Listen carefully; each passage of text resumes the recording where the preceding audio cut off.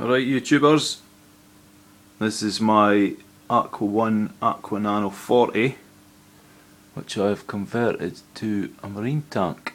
Pretty much got rid of everything that came with it, pump, light unit, heater, because it's pretty much rubbish.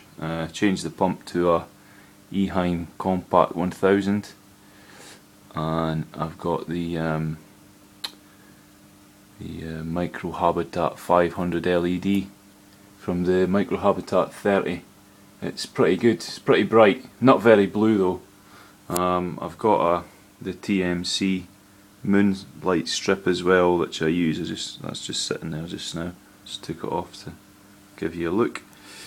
Pretty good tank, pretty well built. Have a wee look in the unit. It's not got a shelf in it. It doesn't come with a shelf. I'll maybe put a shelf in it. So yeah, it's got a fair amount of space in there, which is handy for all your gubbins. I've only got just a clean-up crew in at the moment. I've got 2 Mexican turbo snails, and I've got about, I think I've got 6 dwarf blue-legged hermits and 2 red-legged hermits, which are pretty useless. This one there, they just sit and do nothing, to be honest with you. That's one there. They just kind of sift through the sand. They're not very active. But basically, all this live rock was pretty well covered in algae, which I had in my other tank, which was just a 34 litre. This being a 55 litre. So I gave it a scrub and I've rescaped it. So it's turned out not bad. It's only 6 kilogram of rock, so I'm quite happy with it. But the Mexican turbo snails are absolutely brilliant. They just literally eat the green hair algae. So any of you guys out there got a problem with green hair algae, get yourself some Mexican turbo snails, because they are the damage. Like, they're really good. So not sure what fish I'm going to put in it yet.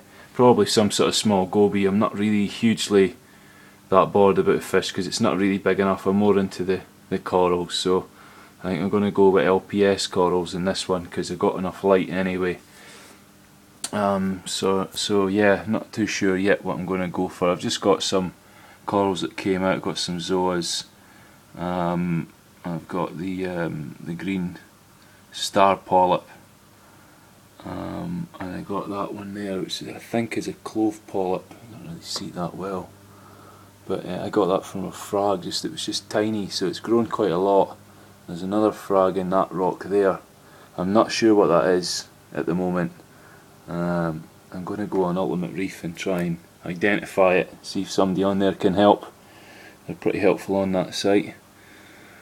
So yeah, that's about it at the moment. So this has only been running about, maybe the live rock's been in for maybe about 2 weeks, and that all basically come out of this tank here, which is the Aqua Aqua Trend. It's a 34 litre, but it's been a fine tank and I had no troubles in it at all. I had a wee pseudochromis in it, a wee strawberry basslet I think it was called.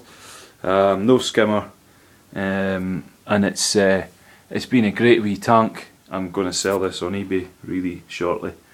So yeah, so basically just took everything out of that and put it in here.